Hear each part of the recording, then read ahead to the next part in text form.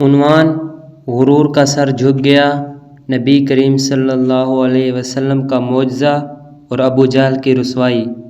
حصہ اول: ایک اجنبی مسافر کی پکار۔ مدینہ کی گلیوں میں گرد اڑ رہی تھی۔ دوپہر کی تپتی ہوئی دھوپ نے زمین کو آگ بنا دیا تھا۔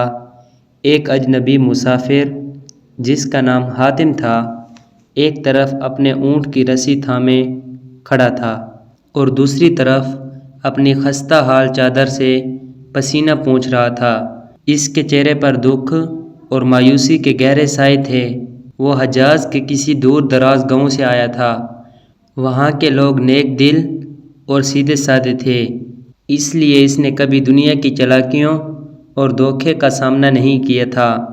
حاتم کا قافلہ قریش کے شہر مکہ پہنچا اور اسے ایک سردار ابو جہل سے کاروبار کرنے کا موقع ملا۔ ابو جہل نے حاتم سے ایک خوبصورت طاقتور اونٹ خریدا اور قیمت بعد میں ادا کرنے کا وعدہ کیا۔ حاتم، جس نے کبھی کسی کا وعدہ ٹوٹتے نہیں دیکھا تھا، خوش دلی سے اونٹ ابو جہل کے حوالے کر کے واپس اپنے ٹھکانے پر چلا گیا۔ چند دن گزرے مگر قیمت کا کوئی نام و نشان نہ تھا۔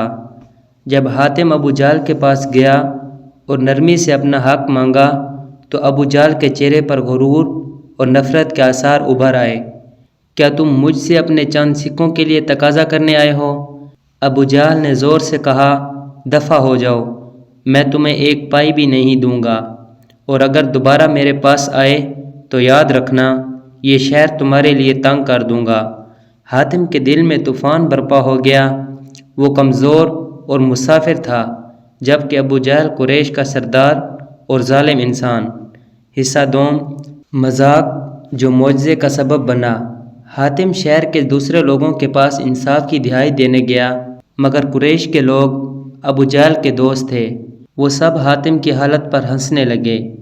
ان میں سے ایک نے طنزیہ انداز میں کہا، کیوں نہ تم محمد صلی اللہ علیہ وسلم کے پاس جاؤ؟ کہتے ہیں وہ انصاف کے دعوے دار ہیں، شاید وہ تمہیں تمہارا حق دلا دیں۔ حاتم نے حیرت سے پوچھا، محمد صلی اللہ علیہ وسلم کون ہیں؟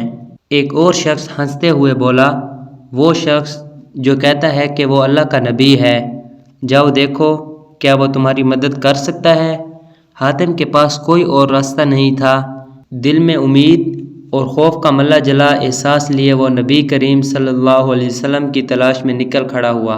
حصہ سوم: رحمت للعالمین صلی اللہ علیہ وسلم کا اخلاق۔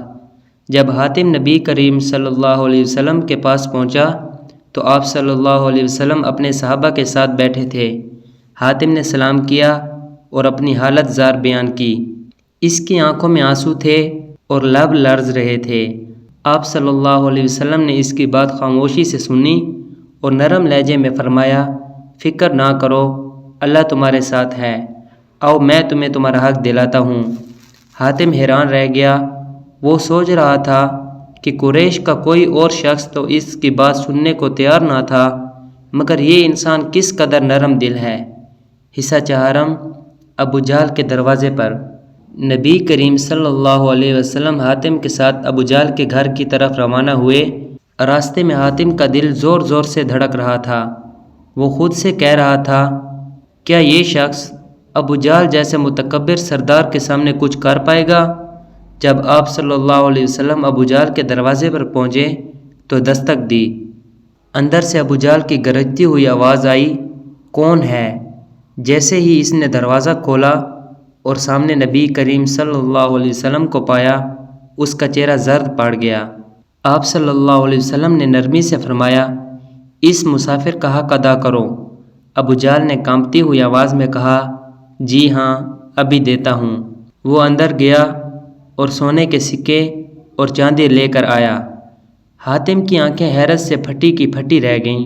ابو جہل نے خاموشی سے سب کچھ حاتم کے حوالے کر دیا اور نبی کریم صلی اللہ علیہ وسلم کے چہرے کی طرف دیکھنے کی ہمت نہ کر سکا۔ حصہ پنجم: قریش کا سوال اور ابو جہل کا اعتراف۔ جب نبی کریم صلی اللہ علیہ وسلم اور حاتم وہاں سے چلے گئے تو قریش کے لوگ ابو جہل کے پاس جمع ہوئے۔ وہ ہنس ہنس کر کہنے لگے، اے ابو الحکم، کیا ہوا؟ تم تو محمد صلی اللہ علیہ وسلم سے سخت نفرت کرتے ہو، آج کیوں ان کے سامنے جھک گئے؟ ابو جہل نے کانپتی آواز میں کہا، تم لوگ نہیں جانتے، جب وہ میرے دروازے پر کھڑے تھے تو میں نے ان کے پیچھے ایک بہت بڑا اونٹ دیکھا۔ اس کی آنکھیں آگ کی طرح سرخ تھیں اور وہ غصے سے میری طرف دیکھ رہا تھا۔ اگر میں نے انکار کیا ہوتا تو وہ مجھے زندہ نہ چھوڑتا۔ قریش کے لوگ حیرت سے ابو جہل کو دیکھتے رہے، مگر ان کے دلوں پر ضد کی مہر لگی ہوئی تھی۔ حصہ ششم، مسافر کی شکر گزاری۔ حاتم کی آنکھیں خوشی کے آنسوؤں سے لبریز تھیں۔ یا رسول اللہ صلی اللہ علیہ وسلم، آپ جیسے انسان اس دنیا میں کوئی نہیں۔ آپ نے میرا حق دلایا اور میری عزت بچائی۔ نبی کریم صلی اللہ علیہ وسلم نے مسکرا کر فرمایا، یہ سب اللہ کا کرم ہے۔